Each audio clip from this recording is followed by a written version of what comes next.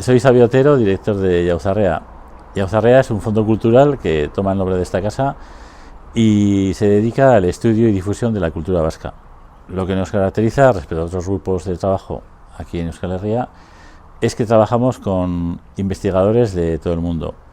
Tenemos contacto con más de 240 investigadores de 40 naciones, de 80 y creo que son 86 instituciones, museos, sociedades científicas, de todo el mundo. Entonces, lo que hacemos siempre es tratar con personas que han hecho trabajos sobre los vascos, sobre el pueblo vasco, invitarles a que vengan aquí y a que presenten sus trabajos. Y lo transmitimos a la sociedad. Eso es un poco el trabajo que hacemos nosotros, ¿no? También lo que tratamos es de darle a todo ello un poco de sentido, creando un hilo conductor que puede ser en este caso la cronología, desde el inicio en África hasta el día de hoy. Entonces, en base a eso hemos conocido gente muy interesante de todas las disciplinas, ¿no?, académicas.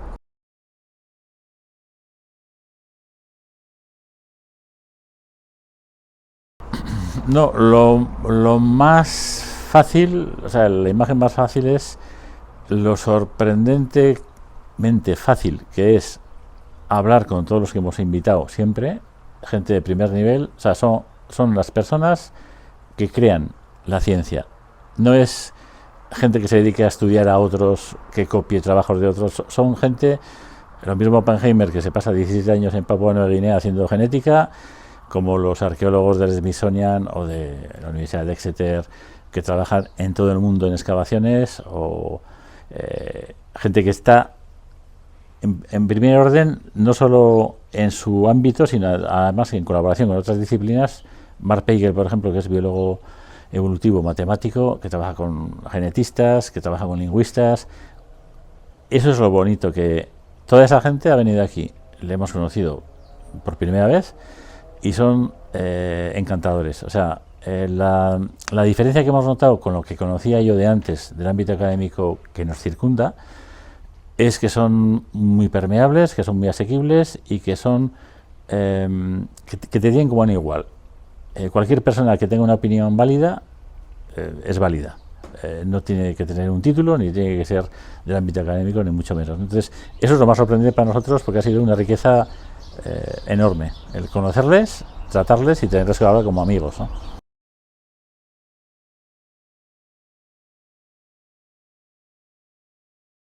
Bueno, en ese aspecto, después de las personas que hemos tratado en diferentes tramos de la cronología del Homo sapiens, lo que vemos es, yendo por ejemplo a Peter Bakker, es el lingüista de Países Bajos, que trabaja en la Universidad de Aarhus en Copenhague, ¿no?, Dinamarca. Él es muy amigo nuestro y siempre tenemos un montón de discusiones respecto al euskera.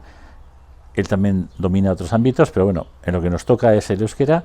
Y, por ejemplo, del contacto aquí en los congresos con otros investigadores, tomó, por ejemplo, una metodología de Mark Pagel, que es este biólogo evolutivo que comentaba antes, de la Universidad de Reading, en Inglaterra, e hizo un ensayo concreto sobre el euskera.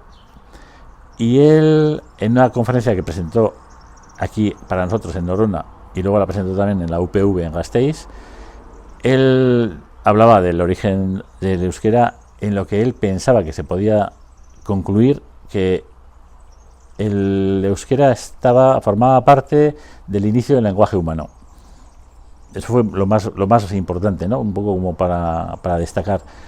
Él decía, bueno, no podemos decir que esto es así, pero todo indica, todos los estudios que hemos hecho con esa metodología matemática, que puede ser así, y tiene su lógica, porque un lenguaje primitivo otorga a cada sonido un valor, y con esos sonidos formas palabras, y claro, no tienes en cuenta la escritura, porque la escritura no existe hace miles de años, ¿no? O sea, hace 10.000, 15.000, 40.000 años no hay escritura, al menos que conozcamos.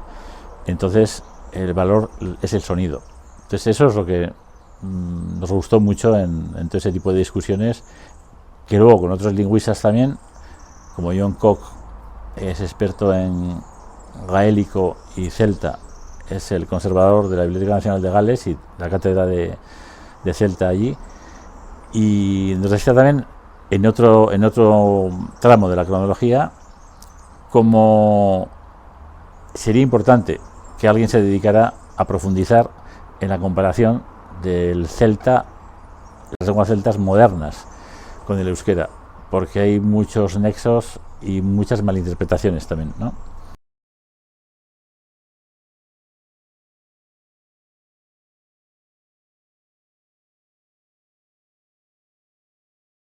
Yo creo que sí, es una cosa, bueno, recientemente ha salido algún estudio que otorga lenguaje ya,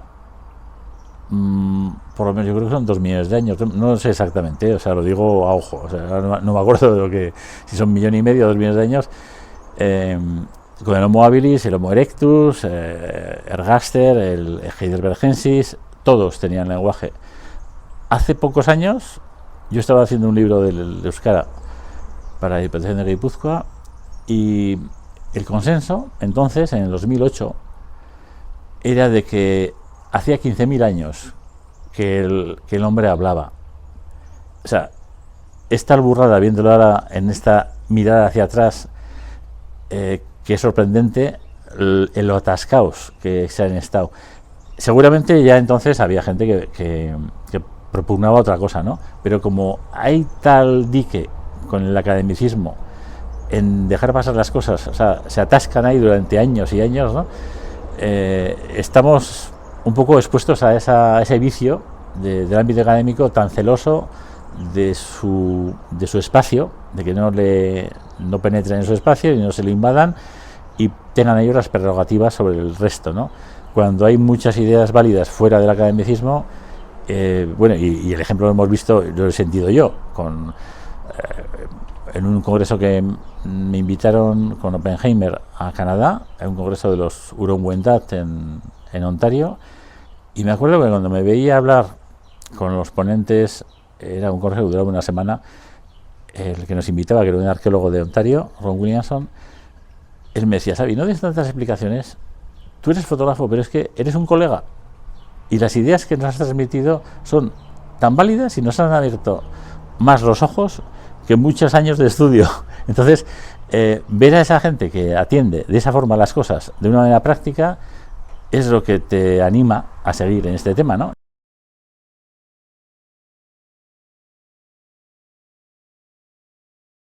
En este caso nos ha pasado, por ejemplo, con un caso con Oppenheimer. El segundo año que le invitamos, que teníamos un congreso en Irún, también venían Dennis Stanford y Bruce Bradley con Peggy Yodri de la Sociedad Smithsonian y de la Universidad de Exeter. Estos mantienen una teoría, la solución solutrense. Y después del congreso me decía Oppenheimer, qué rabia le daba no haber hecho atención no haber prestado atención a esa teoría, a esa hipótesis, conociéndola. Entonces, al conocer ahora aquí durante una semana y convivir con ellos y hablar y de partir de todo tipo de detalles, veía que él necesitaba dedicarle tiempo para estudiarla y ver si la podía apoyar o rebatir, ¿no? O refutar.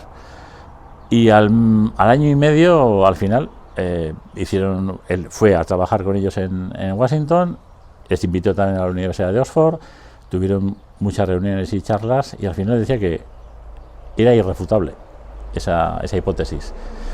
Y gente como esa, que reconoce que, oye, hay nuevas evidencias, hay que cambiar el paradigma.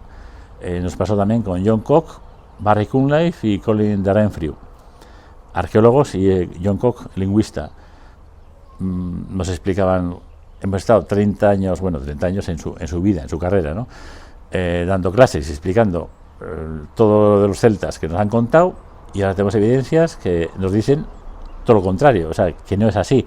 No es que hayamos mentido, pero no teníamos los datos que tenemos ahora y hay que cambiar el discurso. Entonces, esa gente es la que para nosotros es válida, o sea, que para mí son verdaderos científicos.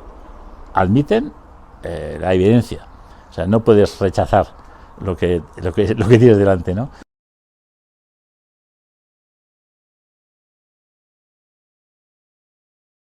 Sí, no, para nosotros fue una experiencia muy buena. De las veces que hemos invitado y que está con nosotros Theo Beneman, ha sido como, bueno, era una gozada escucharle. Él se ha dedicado solo al ámbito germánico, es su especialidad, germánicas y semíticas, ¿no? Y nos contaba, él presentó la tesis basado en el, o sea, cómo se podía basar en el euskera para interpretar el último germánico hace 30 y algo de años. Y eso surgió porque su compañera, también lingüista, le sugirió entonces, o sea, hace más de 30 años, pues que la imposibilidad que él tenía de llegar a explicar los topónimos, había algo que no entendía y no se podían explicar en alemán, en lenguas germánicas, tal y como lo daban los lingüistas entonces, ¿no? O sea, esto no tiene ni pies ni cabeza, ¿no? Las cosas que se dicen. Y le dijo a Angélica, le dijo, oye, pues igual, con esto de los vascos ahí en el Pirineo, podemos dar una vuelta por ahí y ver a ver de qué se trata todo esto, a ver cómo qué aprendemos y de las visitas que hicieron aquí al País Vasco, fue cuando empezó el interés de Theo verdaderamente por el euskera, y él sostiene, ¿no? Dice, bueno, el primer sustrato que tenemos en toda Europa occidental son las lenguas, él llamaba lenguas vascónicas, dando por hecho que podía haber más lenguas emparentadas, ¿no? Luego está el sustrato celta y luego la lengua germánica en el ámbito del ámbito germánico, de Alemania, las Islas Británicas, Escandinavia, Austria y Alpes, bueno, toda esa zona, ¿no? Suiza y demás. Entonces nos venía con una cantidad de ejemplos increíbles que era precioso. Claro, no es lo mismo en base al sonido, él lo hace ya en base a la escritura, ¿no? Recogen toponimia escrita, pero claro que se transmite oralmente. Y el último ejemplo que nos presentó fue precioso en el congreso que hicimos de Jauzaguerra en Canadá. Eran dos ejemplos, era de Zúrich y Basilea. Entonces Zúrich, él lo hizo el trabajo con un lingüista germano también de Suiza, George Boson, y era Zúrich viene de Itúrico, Ituricum, se llaman los romanos, pero viene de Itúrico Iri, la ciudad de las fuentes. Y bueno, lo explica muy bien en el desarrollo que hace de la presentación. Y Basilea es Basauri, la ciudad rodeada de bosques, ¿no? De los Vosgos. Y entonces, como eso nos ha explicado, pero centenares de topónimos, hasta donde él ha llegado a estudiar, ¿no? De las Ardenas, relacionado con el pastoreo de las ovejas. Dice, pero claro, hay un mundo para estudiar en ámbito de Francia, con los derivados del latín, con los romances y con todo. Y en realidad ves que hay toponimia euskera desde el Gibraltar, por lo menos hasta la zona de Austria, Escandinavia. En el norte de Inglaterra, lindando con Escocia, hay un topónimo que se llama Stag Arn Valley. Stag es en celta valle, y es el ejemplo del Valle de Arán, que nombran, ¿cómo se llama esto? Arán. Ah, pues es el valle del valle. Y allá es lo mismo, llegan los celtas y esto, ¿cómo se llama? Arán. Vale, pues el valle del valle, y luego vienen los anglos, los germánicos, y ponen valley. Entonces el valle del valle del valle. Entonces es muy bonito escuchar esas explicaciones que cubren eso, toda Europa occidental.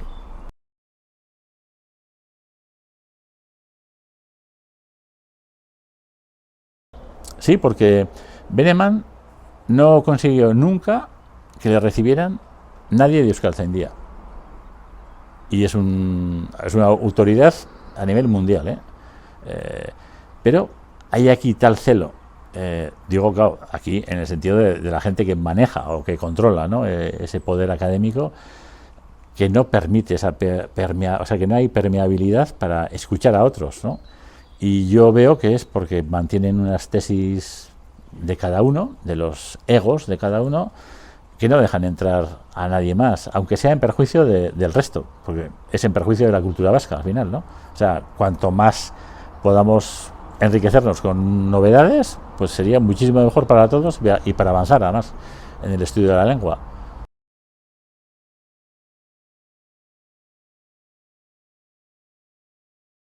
Claro, no, Bueno, es muy habitual. Es como cuando yo voy a Canadá a hacer un libro, me es más fácil a mí hacerlo que para uno de Canadá que está viviendo todo el día allí.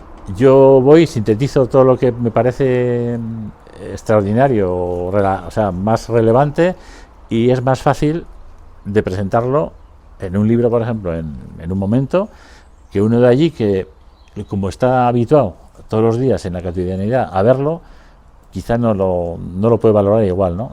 Digo que suele pasar mucho, ¿eh? O sea, y aquí tenemos, el valor que tienen esta gente es que la mayoría de ellos no había estado aquí y no estaba, o sea, no tenía ningún vicio ni a favor de vascos, ni de la cultura vasca, ni de nada, simplemente lo que les ha tocado en el ámbito académico de estudiar, ¿no? A John Koch le ha pasado, por ejemplo, que cuando va a estudiar algo del vasco, tiene que ir a donde está el vasco en las universidades, lenguas romances. O sea, el vasco está en todas las universidades con el español y el portugués. Claro, es que así, o sea, tú me dirás, como alguien, hasta que no les toque hacer un trabajo concreto en alguna materia específica y se den cuenta de que, claro, sí, está en lenguas romances, pues porque depende de Francia y de España, esa gestión de esa lengua se la apropia cada estado, pero es que no es suya, es nuestra, pero nos la ponen en sus lenguas, entonces es absurdo.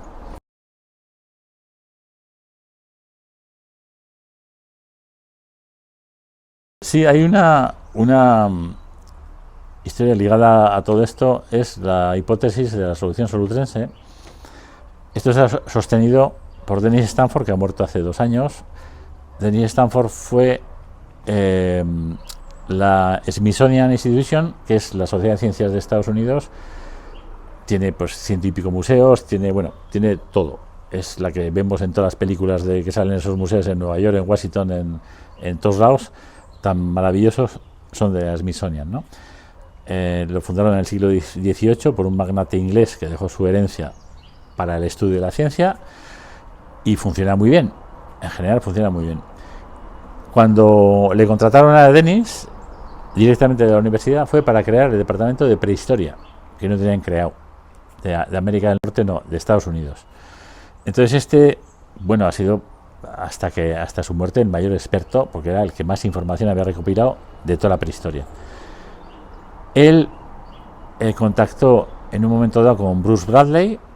Él es originario de Colorado, es especialista, es arqueólogo, especialista en la talla lítica, sobre todo de solutrense, ¿no?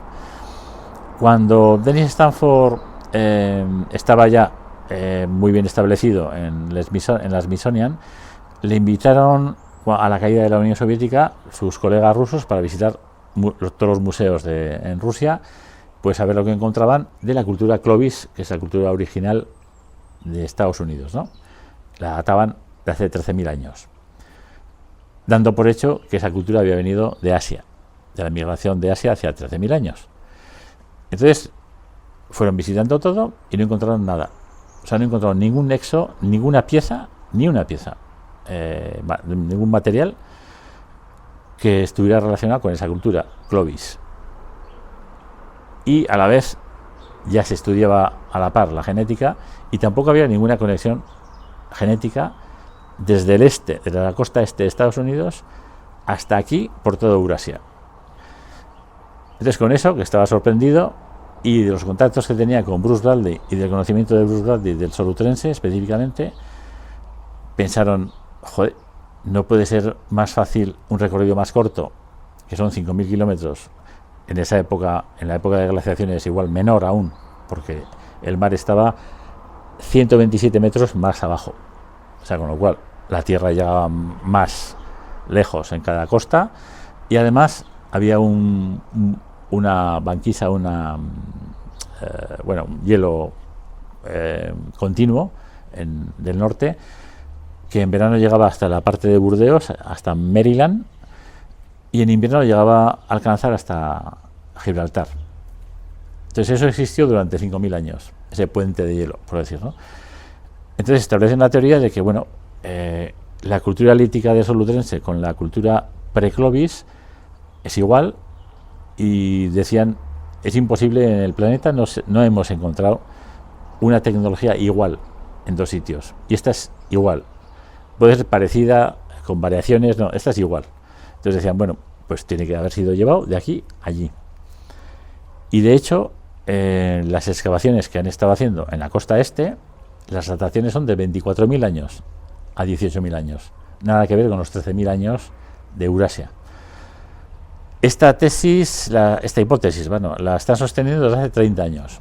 Y es lo que vemos, que tardan 30 o 40 años el ámbito académico en poder aceptar finalmente una novedad, ¿no? Un cambio de paradigma. Esto tiene que ver además con la genética, que es lo mismo. Hay una presencia de genética de aquí, del Golfo de Vizcaya, en los indios del norte, de América del Norte, y que tampoco se explica. O sea, no es más que si se hubiera dado esta migración, este flujo humano, ¿no? Durante 5.000 años. Si ha habido un flujo humano allí, ha sido de poca gente, luego se han quedado aislados, y bueno, cuando ha venido ya todo el flujo migratorio de Eurasia, ha sido ininterrumpido y muchísima gente, con lo cual ha solapado la cultura que pudiera haber anterior. Pero una lingüista de la Universidad de Capbreton, Stephanie Inglis, vino a darnos una conferencia en San Telmo, una conferencia porque ya habíamos hablado en una presentación que hicimos allí también con Oppenheimer en Capbreton, que es una parte de Nueva Escocia, y ella lo que proponía en esta conferencia, y nos propuso antes y sigue proponiendo, es que ella ella es especialista en la lengua Mi'kmaq, que es de la nación Mi'kmaq, que ocupa lo que hoy es Terranova, Nueva Escocia, Nuevo Brunswick, parte de Quebec, Maine y Isla del Príncipe Eduardo, una extensión muy grande. Y decía que es la única lengua algonquín que conserva una estructura gramatical que puede tener que ver con el euskera, y de hecho hay cantidad de palabras y de formaciones de frases que son vascas. Decía ella, para mí que esto tiene que ver con la asociación solutrense, se ha llevado la lengua de aquí a allí ha quedado como un resto, claro, súper solapada por otras cientos de lenguas que han llegado, pero hay esa base. Ellos, para decir ninais, dicen nina. Mendian dice lo que hablábamos antes de los sonidos, Mendian. Anaya, la palabra Anaya, escrita como hacen ahora en grafía, Ania, pronunciando en inglés, claro, esa es la deformación de los idiomas, pero tiene muchísimas palabras y formaciones también conceptuales de cómo algo que está unido a la Tierra o está suelto de la Tierra, que para ellos es un poco lo mismo que cuando nosotros hemos hecho estudios de genética con ellos, te dejan utilizar uñas, pelo y dientes porque no está unido al cuerpo. Es lo mismo que la Tierra, que el suelo, ¿no? Una montaña pertenece a la Tierra, pero una roca está suelta de la Tierra. Entonces, esos conceptos existen en el euskera y existen en el Mi'kmaq. Y son muy diferentes en la lengua Mi'kmaq que en el resto de lenguas algonquinas, ¿no? Por ejemplo. Entonces, ella sostiene que ahí queda un fósil del euskera. Incluso en el congreso que hicimos en Canadá, ella presentó un estudio de cómo afrontan los vascos y los Mi'kmaq la sensación de pánico, de miedo, por ejemplo, al ir a una consulta médica. Y decía, es que no tiene nada que ver con la del resto del entorno. Es igual en vascos y Mi'kmaq, y en cambio es diferente en el resto. Entonces era un estudio más complejo, ¿no? Casi también con neurociencia y con todo, ¿no? Pero me refiero a que hay muchos puntos que te llaman la atención en el sentido de que, bueno, merecería la pena dedicar atención a todas estas cosas, ¿no?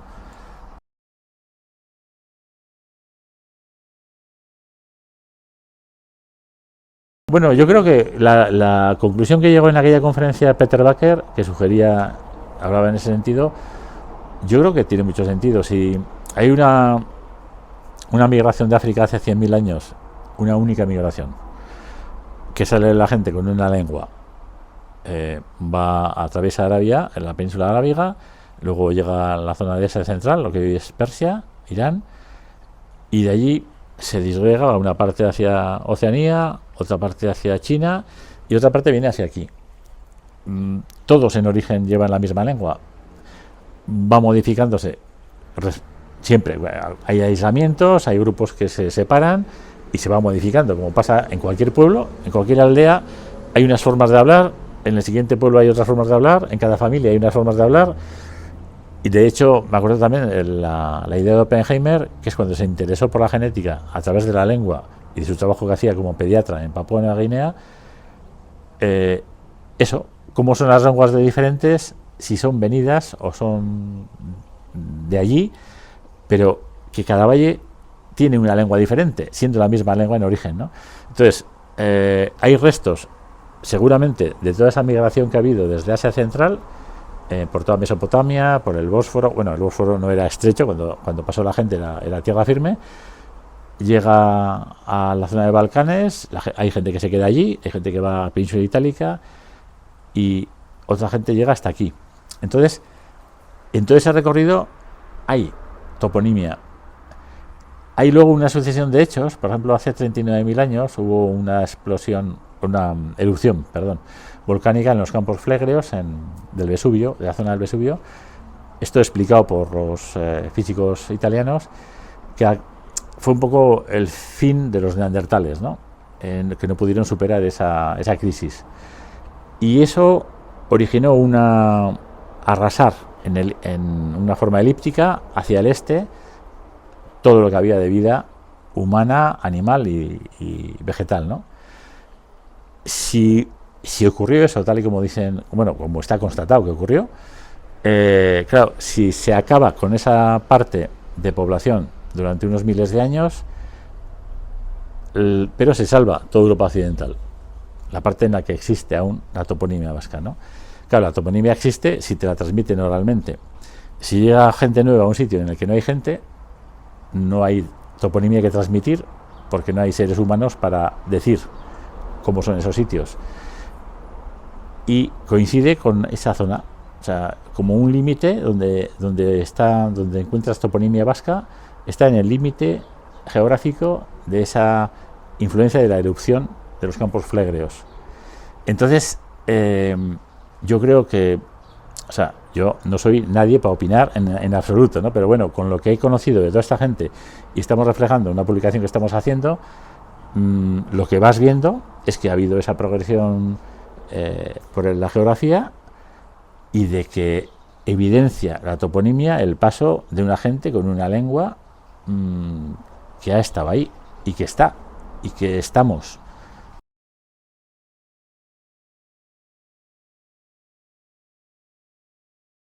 Es que yo creo que, hombre, básicamente, si tú estás dando valores a unas letras que armas palabras, lo mismo armas para hablar a la persona que al pájaro, que al sitio. O sea, estás describiendo el ave que vuela alto. Es decir, en cualquier idioma que hoy día nos presentan como primitivo, son cosas así. Ese ave que vuela alto, el ave que va corriendo por el suelo, el ave que... Quiero decir, eso está explicado en su lenguaje y te lo tienen que traducir así porque tú lo entiendes así, tal y como entiendes el lenguaje ahora, ¿no? Pero me refiero que todo es descriptivo de lo que hay. O sea, todo está ese libro abierto que tienes delante si lo sabes interpretar, claro.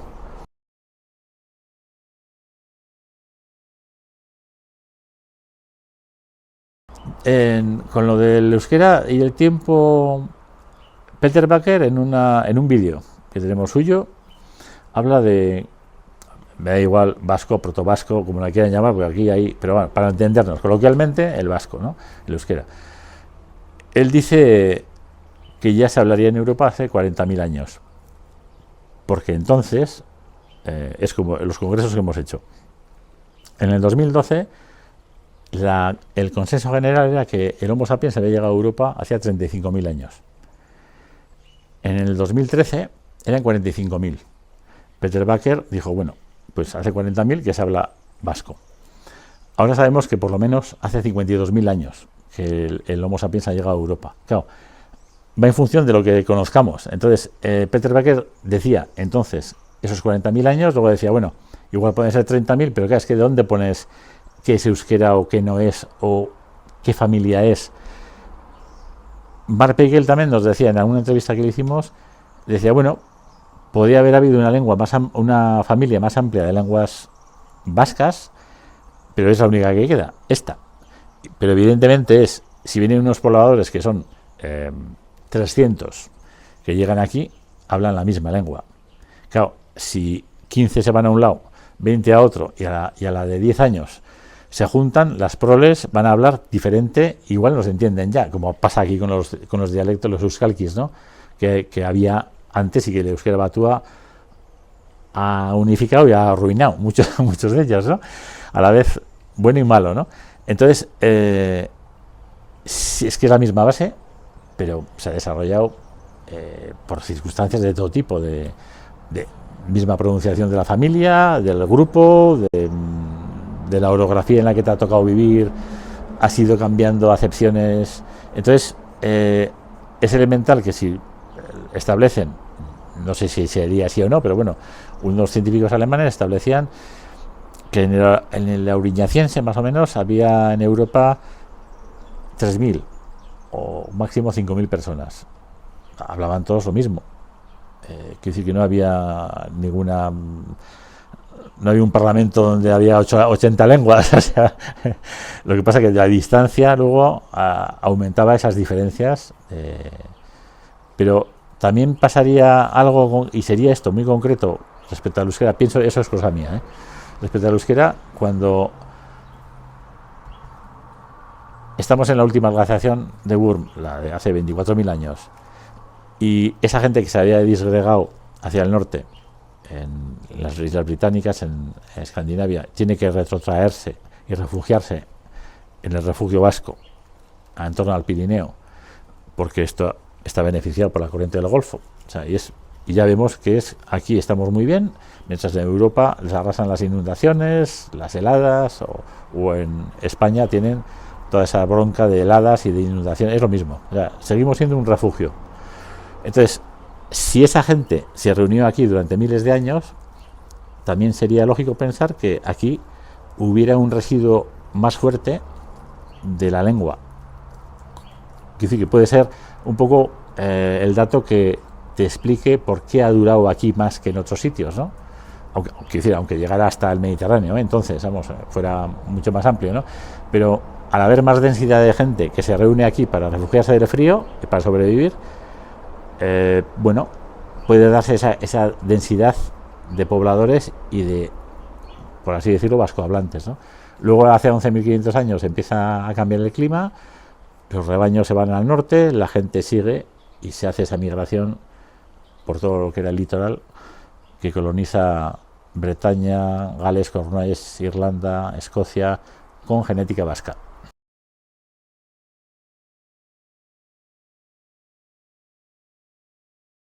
No, peligroso no, yo creo que es peligroso para gente que no acepta la posibilidad de cambios, ¿no? Pero el hecho, lo que nos están diciendo los lingüistas que tienen una amplitud de miras, que la lengua, no estamos inventando idiomas, o sea, hay una lengua que se va modificando constantemente. Entonces es lógico que si se ha salido de un mismo punto, cuando hacía el estudio Peter Baker de esa lengua y daba la mayor coincidencia de partículas relacionadas con el vasco en el cinturón ecuatorial africano, bueno, pues igual ha salido de allí esa migración original de más flujo de gente y ha acarreado esas partículas, esos fonemas, todas esas palabras que se han hecho luego, y tiene su lógica. Yo lo veo muy lógico, vamos, quiero decir que no se inventan idiomas, o sea, es la misma lengua modificada, entonces tiene una lógica. Si hay una relación inicial con África, tiene que existir en todo el planeta. Lo único es que habrá una pérdida ya de conexión, que es lo que no sabemos cuánto se ha producido, ¿no? Igual.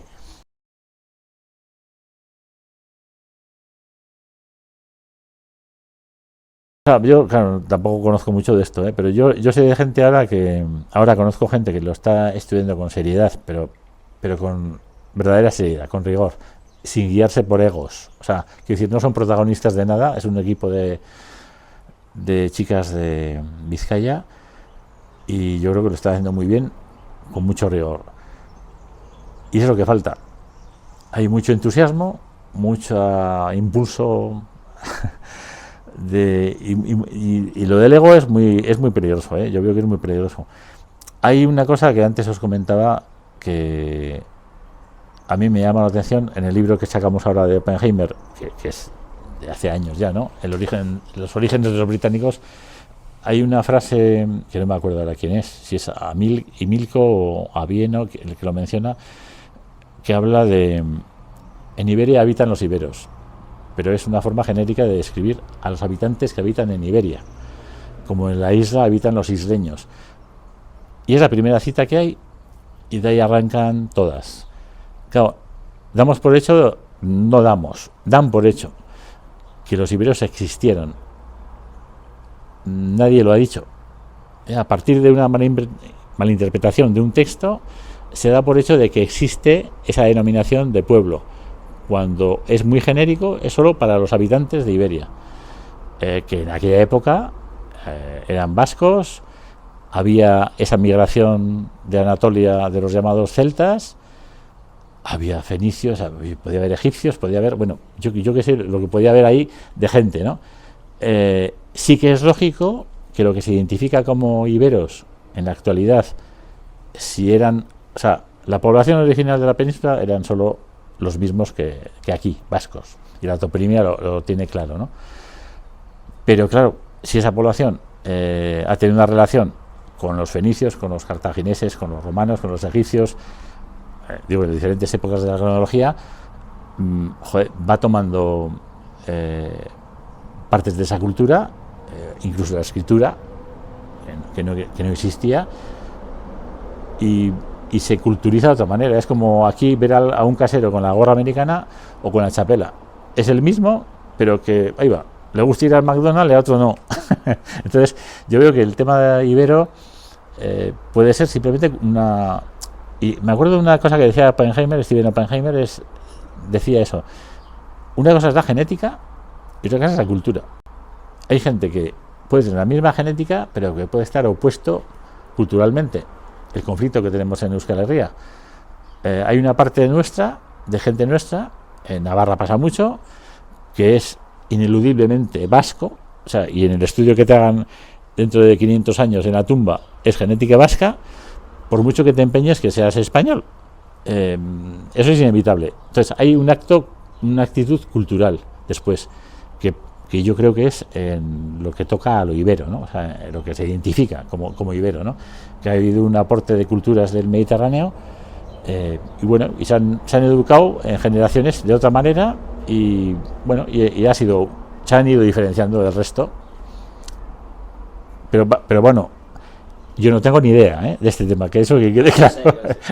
Soy un aficionado, como decía un amigo nuestro muy majo, un paseante curioso.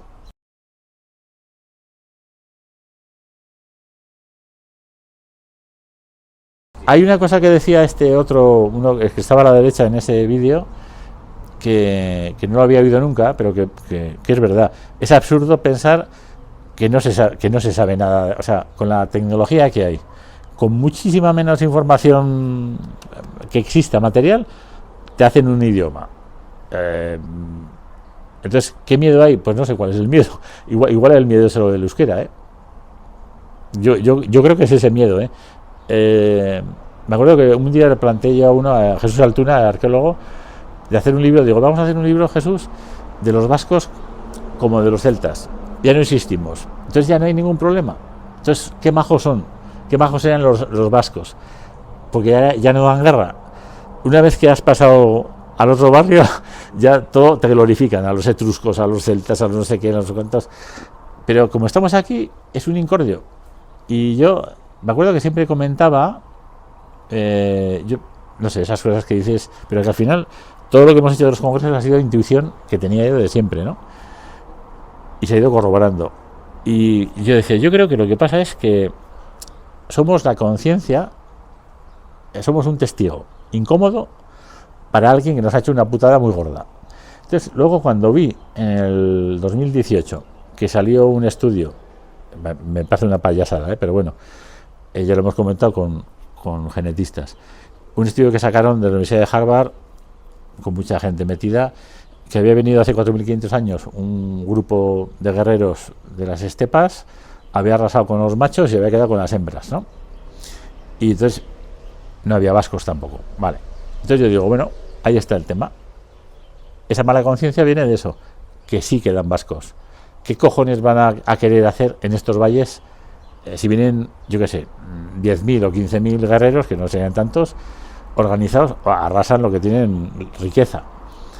Y de hecho en el estudio, me acuerdo, porque tenemos un proyecto de genética vasca con varias universidades en Inglaterra y en Italia, y discutiendo con ellos les decía yo, a ver, yo me he leído el estudio original y, vale, hacen, no sé si son 500 muestras de la península, joder, pero es que son 2 de Euskal Herria, 4.500 años está aquí Cristo. O sea, desde hace 8.000 años ya ha llegado Cristo aquí. Entonces hacen 2 restos de la actual Euskal Herria, pero que son en Encartaciones y en la Rioja Alavesa. Joder, pueden ser de cualquier lado, pero étnicamente pueden no ser vascos perfectamente. O sea, entonces, en base a eso, llegan a las conclusiones que es alucinante. Y ves que es así como funciona. Yo me acuerdo de haber hecho... Sí, no, es intencionado. O sea, había 3 estudios. Cuando empezamos con esto, el estudio este que hacemos, me mandó el genetista, es el mejor equipo que hay a nivel mundial, de genética de poblaciones en Huddersfield, y me decía, ¿qué te parece esto, Xavi? Y me manda 3 estudios, que era este, que lo habíamos discutido con Oppenheimer ya en Canadá, otro que había hecho Arzuaga y compañía, sobre 7 restos de hace 7.000 años, que los titulares del mundo y del país y de todos eran los primeros agricultores españoles fueron vascos. Digo, hostia puta, hace 6.000 años españoles, es que de verdad. Y otro era de la Pompeu Fabra, y el estudio de la Pompeu Fabra decía que el euskera y los vascos es de hace 2.000 años, y punto pelota. Los de Arzuaga decían que habían venido con la agricultura de fuera con el euskera. Y hostia, pero no estás diciendo que esos de 7.000 años eran vascos. ¿Y qué relación tiene con los 2.000 años que dice Pompeu Fabra o con los 4.500 años que dicen los otros? O sea, estáis hacer lo que queráis porque os dan cancha en los periódicos para decir barbaridades. Y de hecho, del estudio, yo me leí el original del equipo de Arzuaga en inglés, claro, y la versión que llegó a todo lo castellano parlante era traducido por la BBC en castellano de Sudamérica, pues algún forofo hispano, ¿no? Entonces tergiversaba todo. Y de hecho, en la entrevista que le sacaban en El Mundo al segundo, al Bermúdez, o sea, te estás hablando de unos presuntos agricultores vascos de hace 7.000 años, y él lo primero que contesta, sin que le hagan ninguna pregunta más, es, claro, es que con esto desmontamos el mito vasco, es un mito urbano, dice. Pero bueno, ¿quién te ha preguntado a ti algo? O sea, ya ves que hay una intencionalidad clarísima, pero es lo que consiguen con todos.